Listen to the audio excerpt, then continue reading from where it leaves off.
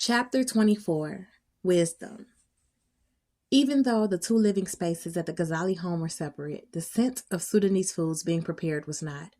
The entire place was filled with the warmth of spring and the scent of Khartoum. I placed my duffel down and walked to the back room, looking for I found her in her new bedroom, seated on her blanket, a pen in one hand and surrounded by papers. I wondered why, even though I knocked, she did not answer. Gently, I pushed her door open. Oddly, she did not look up at me. I called.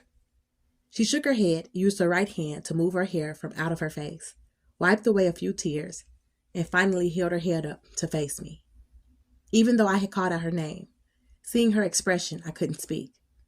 She looked me over with a slow study. Allah is merciful, she said. I heard these kinds of words many times, but not with the same kind of sorrow. I had a feeling last night, said. In the evening, it was just an anxious feeling. Then about 10 o'clock at night, it was a feeling of great joy. Then less than an hour later, my joy turned to a feeling of vulnerability, like I was in great danger. I was upstairs, myself and Naja and all the Ghazali women. We were cooking, preparing for today. The men were here in the house, Mr. Ghazali and his sons.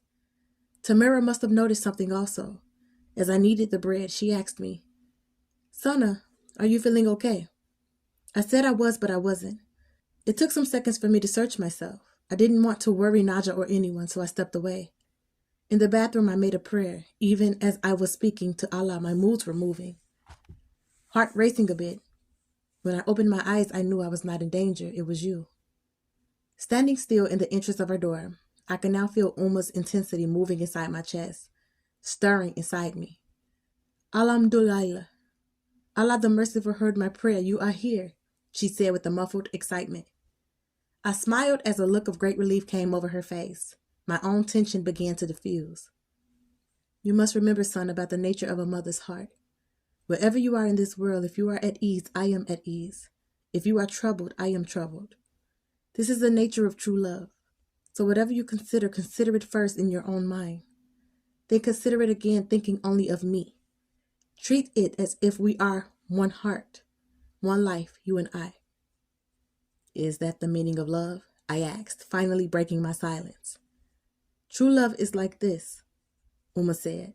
And since Akimi loves you and you love Akimi and she is there and you are here, you must know that true love is like this, emphasized, but her words also felt like a question placed before me.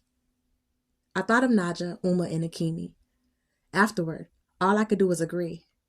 Yes, true love is like this.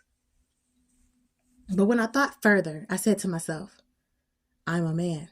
I don't have the same emotions as a woman. Those kinds of powerful emotions would paralyze me. Yet for Akimi, and Naja, I would sacrifice my life. As for the girl with the child, said softly, switching topics to my true surprise. My soul shook. How much could possibly know about last night? I already knew that I would never discuss it with her or anyone else. What's done is done. Be careful with her. She has already entered your mind.